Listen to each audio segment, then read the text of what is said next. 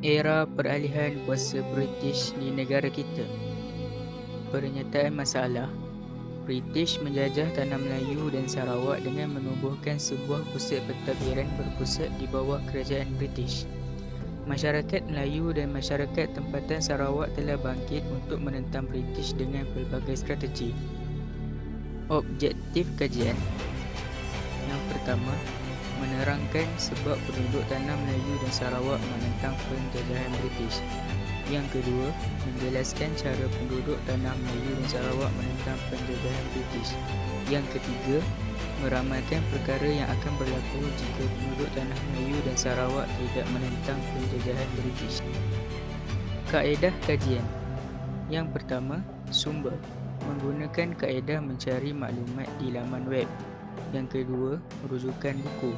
Mendapatkan info tambahan melalui buku teks sejarah tingkatan 4 KSSM. Hasil kajian yang pertama, tujuan penubuhan Malayan Union. 1. Bagi menggantikan British Military Administration (BMA). 2.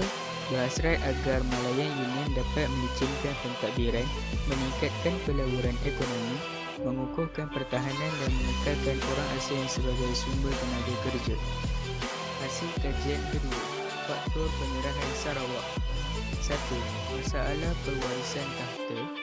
Bina bertiada anak lelaki untuk menggantikannya sebagai raja. 2. Desakan British. British mendesak Bina Brooke memberikan kuasa yang lebih luas kepada British untuk meluaskan penguasaan milik Sarawak. 3. Masalah kewangan. Bina Brooke mengalami masalah kewangan selepas. Hasil kajian 3. Punca penentangan penduduk tanah Melayu. 1. Malayan Union merupakan bentuk penjajahan mutlak oleh kerajaan British.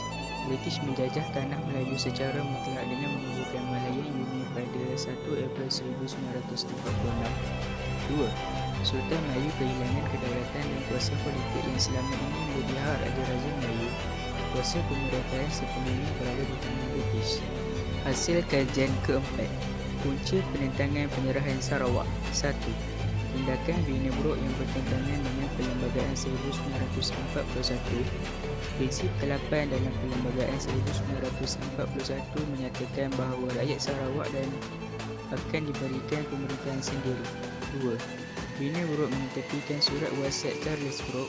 Bina Brooke membuat keputusan tanpa berbincang dengan Anthony Brooke dan Bertram Brooke. 3. Gerard T. McBrien menggunakan pelbagai muslihat seperti tekanan, desakan, kejutan dan subukan untuk mendapatkan persetujuan daripada ketua tempatan. Hasil kajian kelima, cara penduduk tanah Melayu menentang British. 1. Raja-Raja Melayu menghantar surat bantahan ke London.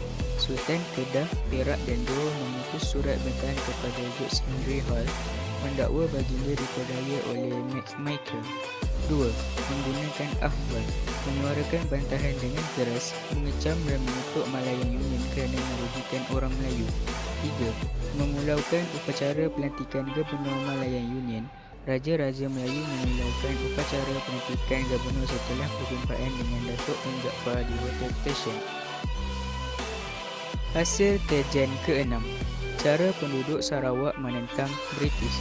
1. Mengadakan demonstrasi. Demonstrasi pertama diadakan ketika kedatangan Gubernur pertama Sarawak pada 30 Oktober 1946 yang diketuai oleh Datuk Petinggi Abang Haji Abdillah. 2. Meletakkan jawatan beramai-ramai. British menyedari pemimpin anti penyerahan terdiri daripada pegawai perkhidmatan dan buruh dan telah bertindak menyuarakan perkeliling New Zealand pada 1947 yang melarang pegawai awam menyertai gerakan anti penyerahan. Ketiga, menulis surat bantahan. Pergerakan Pemuda Melayu menghantar surat kepada kerajaan. Hasil kajian ketujuh, perkara yang akan berlaku jika tiada penentangan terhadap penjajahan British. 1. Negara kita kekal dijajah dan berada di bawah pentadbiran British. 2. Agama Islam tidak akan menjadi agama rasmi di negara kita. 3. Tiada perpaduan kaum untuk mengekalkan negara kita bebas daripada penjajah. Kesimpulan atau iktibar. Kesimpulannya, Kita perlulah menghargai jasa dan pengorbanan penduduk tempatan tanah Melayu, khususnya orang Melayu dan rakyat Sarawak dalam mempertahankan negara dan bangkit menentang pihak penjajah demi memperoleh kemerdekaan yang dapat kita rasa pada masa kini. Di samping itu, kita juga mestilah mencontohi sikap pemimpin yang mempunyai semangat sanggup berkorban untuk bangsa dan tanah air. Mereka sedia menghadapi pelbagai halangan daripada pihak British.